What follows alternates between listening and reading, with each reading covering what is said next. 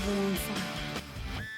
BJP ಶಾಸಕ ಮುನಿರತ್ನ ವಿರುದ್ಧ ಅತ್ಯಾಚಾರ ಪ್ರಕರಣದಲ್ಲಿ ಶಾಸಕ ಮುನಿರತ್ನಗೆ 14 ದಿನ ನ್ಯಾಯಾಂಗ ಬಂಧನವನ್ನ ನೀಡಿ ಕೋರ್ಟ್ ಆದೇಶವನ್ನ ನೀಡಿದೆ. ಬಿಜೆಪಿ ಶಾಸಕ ಮುನಿರತ್ನ ವಿರುದ್ಧ ಅತ್ಯಾಚಾರ ಪ್ರಕರಣ ದಾಖಲಾಗಿತ್ತಲ್ಲ, ಆ ಪ್ರಕರಣಕ್ಕೆ ಸಂಬಂಧಪಟ್ಟಂತೆ ನ್ಯಾಯಾಂಗ ಬಂಧನವನ್ನ ವಿಧಿಸಲಾಗಿದೆ. 14 ದಿನ ನ್ಯಾಯಾಂಗ ಬಂಧನಕ್ಕೆ ನೀಡಿ ಕೋರ್ಟ್ ಆದೇಶವನ್ನ ನೀಡಿದೆ. 42ನೇ ಎಸಿಎಂಎಂ ಕೋರ್ಟ್ನಿಂದ ನ್ಯಾಯಾಂಗ ಬಂಧನಕ್ಕೆ ಆದೇಶವನ್ನ ನೀಡಲಾಗಿದೆ. ವಿಚಾರಣೆ ವೇಳೆ ಪೊಲೀಸರು ಯಾವಾಗ ಎಲ್ಲಿ ಬಂಧಿಸಿದ್ರು ಅಂತ ಜಡ್ಜ್ ಕೇಳಿದ್ದಾರೆ. ಜೈಲಿಂದ ಹೊರ ಬಂದಾಗ ಬಂಧಿಸಿದ್ರು ಅಂತ ಮುನಿರತ್ನ ಹೇಳಿದ್ದಾರೆ. ಅರೆಸ್ಟ್ ಮ್ಯಾನ್ಯುಯಲ್ ಯಾಕೆ ಫಾಲೋ ಮಾಡಿಲ್ಲ, ಬಂಧಿಸುವಾಗ ಎಲ್ಲಿ ಯಾವಾಗ ಅನ್ನೋದನ್ನ ದೃಢೀಕರಿಸಬೇಕು, ಆದ್ರೆ ನೀವು ಇದನ್ನ ಓದೋದೇ ಇಲ್ಲ ಅಂತ ಪೊಲೀಸರಿಗೆ ಜಡ್ಜ್ ತರಾಟೆಯನ್ನು ಕೂಡ ತೆಗೆದುಕೊಂಡಿದ್ದಾರೆ. ಎಲ್ರಿಗೂ ಗೊತ್ತಿರೋ ಹಾಗೇನೆ ಮುನಿರತ್ನ ಒಂದು ಕೇಸಿಂದ ಹೊರಗಡೆ ಬಂದಿದ್ದ ಅಷ್ಟೇನೆ ಬರ್ತಿದ್ದಂಗೆನೆ ಪೊಲೀಸರು ಅವರನ್ನ ವಶಕ್ಕೆ ಪಡ್ಕೊಂಡಿದ್ರು, ಬಂಧಿಸಿದ್ರು.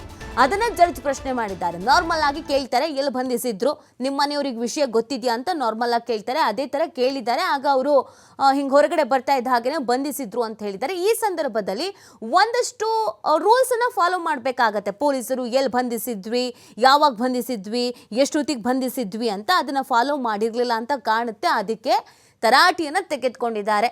ಯಾವಾಗ್ಲೂ ನೀವು ಇದೇ ಕೆಲಸ ಮಾಡ್ತೀರಾ, ಫಾಲೋ ಮಾಡಿಲ್ಲ, ಬಂಧಿಸುವಾಗ ಎಲ್ಲಿ ಯಾವಾಗ ಅನ್ನೋದನ್ನು ದೃಢೀಕರಿಸಬೇಕು, ಆದರೆ ನೀವು ಇದನ್ನ ಓದೋದೇ ಇಲ್ಲ ಅಂತ ಪೊಲೀಸರಿಗೆ ಜಡ್ಜ್ ಈ ಸಂದರ್ಭದಲ್ಲಿ ತರಾಟೆಯನ್ನು ಕೂಡ ತೆಗೆದುಕೊಂಡಿದ್ದಾರೆ. 42ನೇ ಎಸಿಎಂಎಂ ಕೋರ್ಟ್ನಿಂದ ಈ ಒಂದು ಆದೇಶವನ್ನು ಹೊರಡಿಸಿರುವಂಥದ್ದು.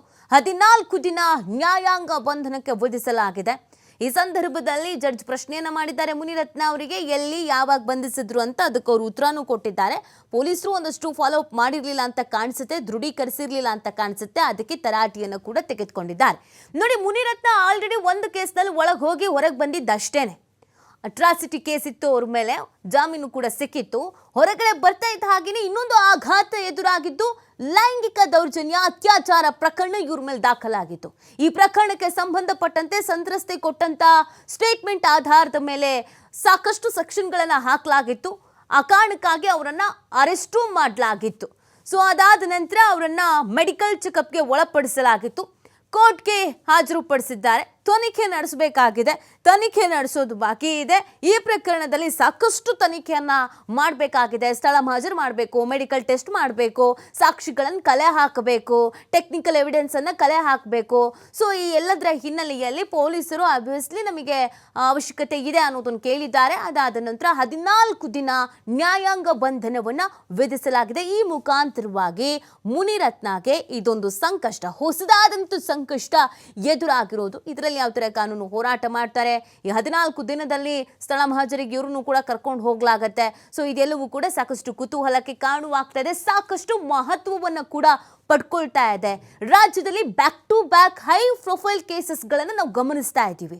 ಒಬ್ಬರಾದ್ಮೇಲೆ ಒಬ್ರು ಜನಪ್ರತಿನಿಧಿಗಳು, ಸೆಲೆಬ್ರಿಟಿಗಳು ಅನ್ನಿಸ್ಕೊಂಡವರು ನಾನಾ ರೀತಿಯ ಕೇಸ್ನಲ್ಲಿ ಈ ತರ ಒಳಗೆ ಹೋಗಿ ಕುತ್ಕೊಳ್ತಾ ಇದ್ದಾರೆ. ಮುನಿರತ್ನದು ಕೂಡ ಇದೊಂದು ಹೈ ಪ್ರೊಫೈಲ್ ಕೇಸು. ರಾಜಕೀಯವಾಗಿಯೂ ಕೂಡ ಪ್ರಭಾವಿ, ಹಾಗೇನೆ ಸಿನಿಮಾ ಇಂಡಸ್ಟ್ರಿ ಅಂತ ಬಂದ್ರು ಕೂಡ ನಿರ್ಮಾಪಕ. ಸೊ ಇಂಥದ್ದೊಂದು ಹೈ ಪ್ರೊಫೈಲ್ ಕೇಸ್ ಆಗಿರೋದ್ರಿಂದ ಸಹಜವಾಗಿ ಎಲ್ರಿಗೂ ಕುತೂಹಲ ಅಂತೂ ಇದ್ದೇ ಇದೆ, ಈ ಕೇಸ್ನಲ್ಲಿ ಏನೆಲ್ಲ ಬೆಳವಣಿಗೆ ಆಗುತ್ತೆ ಅನ್ನೋದು.